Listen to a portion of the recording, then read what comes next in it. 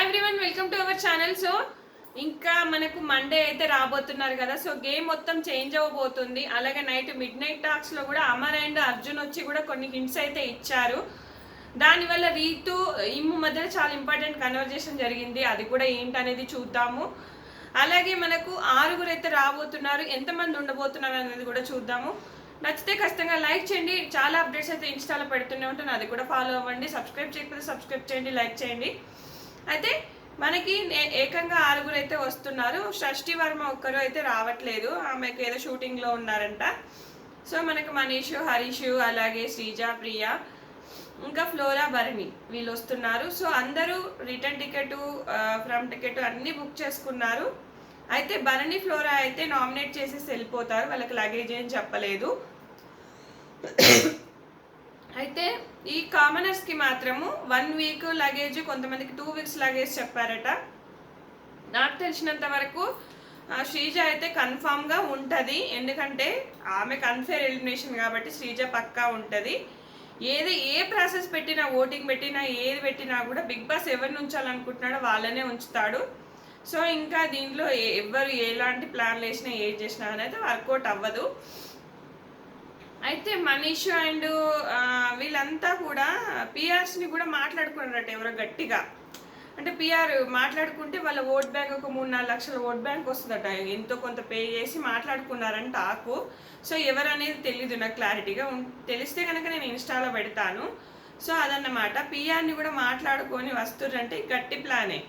కాకపోతే ఏం జరగబోతుంది అంటే శ్రీజ తర్వాత ప్రియాకైనా మాస్క్ మ్యాన్కైనా అవకాశం ఉంది. మరి మాస్క్ మ్యాన్ ఒప్పుకున్నాడు కాబట్టి ఒప్పుకోవచ్చు. మాస్క్ మ్యాన్ ఉంటే కొంచెం గేమ్ చేంజ్ అయ్యే అవకాశం ఉంటుంది.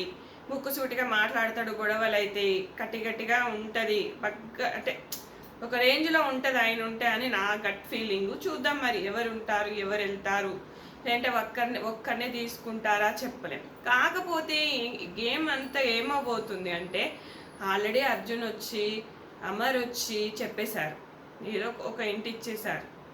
సుమన్ అన్న గుడ్డు, తనుజ వెరీ గుడ్డు ఇట్లా అనేసరికి ఈముకి రీతికి అర్థమైపోయింది. సుమన్ అన్న ఏం ఆడుతుండే అసలు, సుమన్ అన్నకి ఏం ఓటింగ్ పడుతుంది, కామెడీ కూడా చేయట్లేదే. గట్టి పియాను మాట్లాడుకున్నారా. తనుజకి ఎందుకు పాజిటివ్ ఉంది అంటే, తనుజ అంటే నాకు కూడా ఇష్టమే. అయితే తనుజ వచ్చి కలుపుకోగానే కలిసిపోతారు. ఇప్పుడు ఇమ్ము కొంచెం ఆపోజిట్గా వెళ్తే బాగుంటుంది కదా, ఒక విన్నర్ ఒక రన్నర్ లా ఉంటే బాగుంటుంది. బట్ అదేంటి ఇలా కలిపేసుకొని వెళ్తే, ఇప్పుడు మన మాధురి వచ్చింది, మాధురిని కూడా కలుపుకునే. తనుజ ఏంటంటే వాళ్ళకు పోటీగా వెళ్ళదు, వాళ్ళకు పోటీగా గట్టిగా మాట్లాడలేక వాళ్ళని బుట్టలు పడేసుకుంటుంది.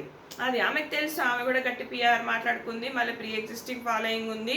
సీరియల్ ఫ్యాన్స్ కూడా గుర్తుపట్టే ఫేస్ కాబట్టి, వీళ్ళు ఎవరు గుర్తుపట్టని ఫేస్ కాబట్టి ఈజీగా ఆమె పోల్స్ కనబడ్డా ఓటింగ్ కోసం అన్న వచ్చి సీరియల్ ఫ్యాన్స్ వచ్చి వేసేస్తారు.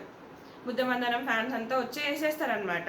ఎందుకు ఇప్పుడు కొంతమంది రివ్యూవర్స్ కూడా చాలా క్యూట్గా ఉంటుంది, ముద్దుగా ఉంటుంది, ఎంత బాగుంటుంది అని ఇట్లా వాళ్ళు ఏ తప్పు చేసినా కూడా అలాంటి వాళ్ళకి కనబడదు అనమాట. సో అదన్నమాట మ్యాటర్. సో ఈమెకు ఎదురు వెళ్ళేది ఎవరు? అందరు ఇప్పుడు వచ్చిన వాళ్ళంతా లీక్స్ ఇస్తారు. ఒక మనిషి లీక్ ఇయ్యడు అనుకుంటా. నాకు తెలిసి శ్రీజ లీక్ ఇవ్వదు, మిగతా వాళ్ళంతా కొంచెం లీక్స్ ఇచ్చే రకమే, చెప్పేస్తారు ఉన్నట్టుగా. శ్రీజ మాత్రం ఇంటెలిజెంట్గా ఆడితే ఒక రేంజ్లో ఉంటుంది. శ్రీజ వర్సెస్ తనుజ అవుతుందా అని కూడా చెప్పలేము. అయితే అవ్వచ్చు, ఎందుకంటే శ్రీజ ప్లానెడ్గా రావాలి, ఆలోచించాలి. ఆ అమ్మాయి ఆలోచించే శక్తి ఉంది. అంతేగాని తనుజక్క అని పక్కన కూర్చుంటే మాత్రం బొగ్గే.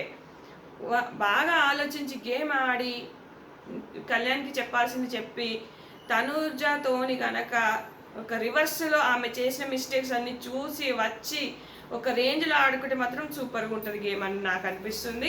అలా జరగబోతుందా అని కూడా అనిపిస్తుంది. చూద్దాం ఎలా మారబోతుంది గేమ్ అనేది. అలాగే ఇమ్ము వచ్చేసి మళ్ళీ కెప్టెన్ అయ్యాడు. సో కెప్టెన్ అవ్వడం వల్ల ఏంటంటే ఆయనకి ఇమ్యూనిటీ వస్తుంది. మళ్ళా నామినేషన్లో ఉండడు, ఈయన ఓట్ బ్యాంక్ రాదు, ఈయన విన్నర్ అయ్యే ఛాన్సే లేదు. ఇంకా టాప్ 5లో ఉంటే ఉండొచ్చు, లేదంటే లేదు. ఎందుకంటే ఓట్ బ్యాంక్ పెరగట్లేదు. ఎప్పుడు వచ్చిండని అసలు 7 వారాలుగా రాకపోతే ఓట్ బ్యాంక్ ఎట్లా క్రియేట్ అవుతుంది అబ్బా? అవ్వదు కదా. సో అదన్నమాట మ్యాటర్. సో ఏదైనా జరగచ్చు అబ్బా ఇప్పుడు. కాకపోతే హింట్స్ చాలా వస్తున్నాయి. హింట్స్ రావడం వల్ల గేమ్ అనేది మనం అనుకున్న రేంజ్లో ఉండదేమో అనిపిస్తుంది. చూద్దాం ఇంకా ఎవరెవరు రీఎంట్రీ ఇవ్వబోతున్నారు అనేది ఖచ్చితంగా కామెంట్ చేయండి, అయితే లైక్ చేయండి, సబ్స్క్రైబ్ చేయండి. మరిన్ని అప్డేట్స్ వస్తూనే ఉంటాయి. ఇన్స్టాగ్రామ్లో అయితే స్టోరీస్లో పెడుతూనే ఉంటాను, రీల్స్ పెడుతూనే ఉంటాను. Thanks friends, thanks for watching.